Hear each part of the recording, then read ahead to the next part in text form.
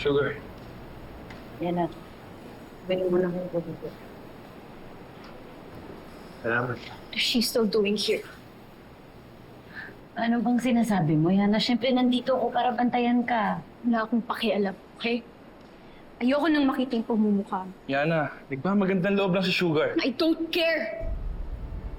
Anna, she is the reason why Dad got shot.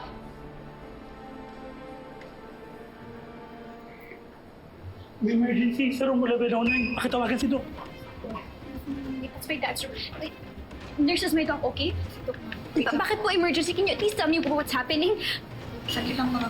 Can you just please tell me something? Kung ikakasuhan ko kayo lahat, ano gusto niyo makasuhan ng medical malpractice or negligence? Yana, Can you just please tell me something already? Ano ba? Yana. Hayaan mo munang gawin nila yung trabaho nila. Yana! Dad! Yana!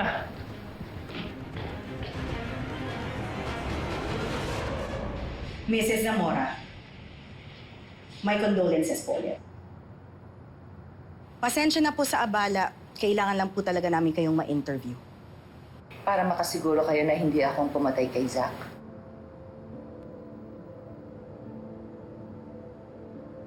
It's okay, Inspector. Na-brief naman na po ako ni Inspector Kirby sa mangyayari. Bakit ngayon lang kayo nagpakita? Kahit sa lamay ng anak ninyo, wala kayo.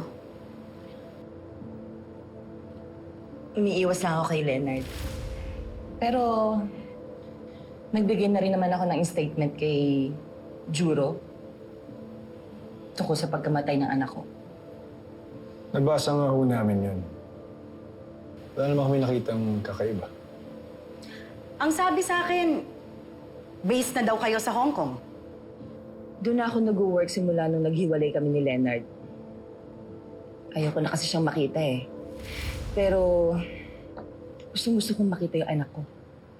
Gusto kong makita kahit from afar. Kinukunan ko siya ng picture. Tinitingnan ko siya sa malayo. Pero never ko siyang nilapitan para kausapin. Until recently,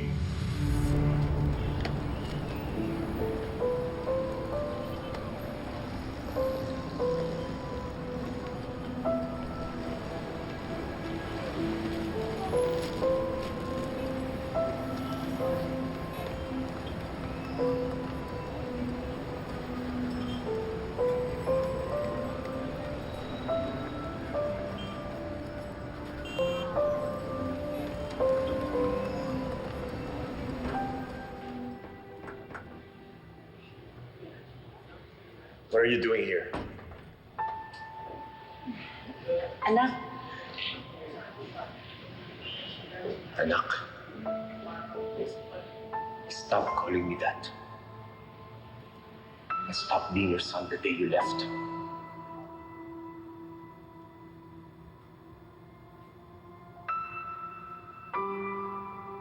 Zach. Zach, mag-usap naman tayo.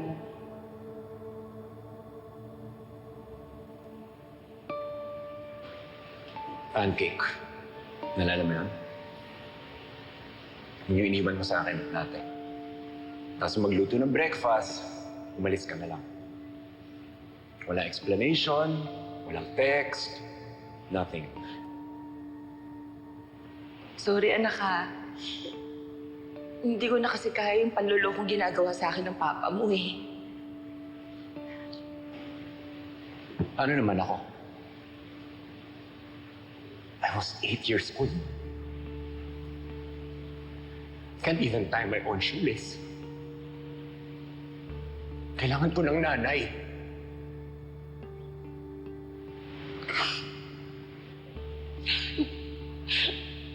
Anak, hindi ko kaya eh. Hindi ko kaya kasi wala akong sarili kong trabaho. Wala akong pera. Paano kita bubuhayin? Pero si Leonard, kayang-kaya kanyang gigil ng magandang buhay. Wes, hindi ganun yung nangyari! Hindi ganun yung nangyari. Alam mo, malayong malayo sa iniisip kung ano nangyari sa akin. I I'm damaged. And it's all because of you! It's because of you! Patawarin mo. Dahil umalis ka! Anak, sorry. Alam mo, Irene, I had to fend for myself. I had to fight every monster alone. Because you left me. Patawarin mo ako, anak. Kung alam ko lang, hindi kita iniwan sa papa mo. It's too late. It's too late now, Irene. You can't reverse who I am.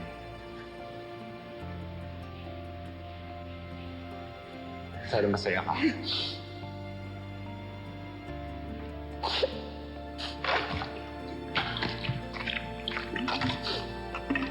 Just leave!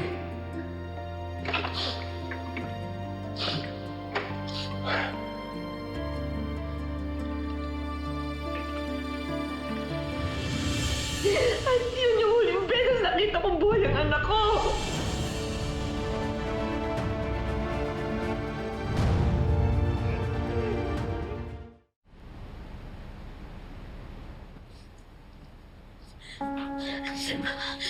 I'm so sorry to say this to you. Your father suffered cardiac arrest, and despite our efforts to resuscitate him, his heart stopped.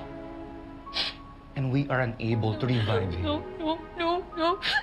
I'm sorry. No.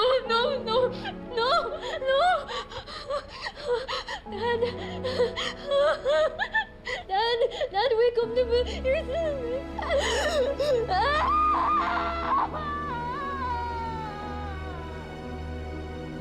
Daddy, wake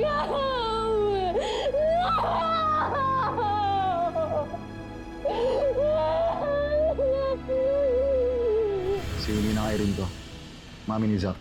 Nakikita ko na siya sa mga post ni Zach noon. Hector. Papa ni Dick. Nagkita na tayo eh. Sa opisina ni Zach. Noong araw na namatay siya. Naiwan mo to, Ma. Nisita mo siya.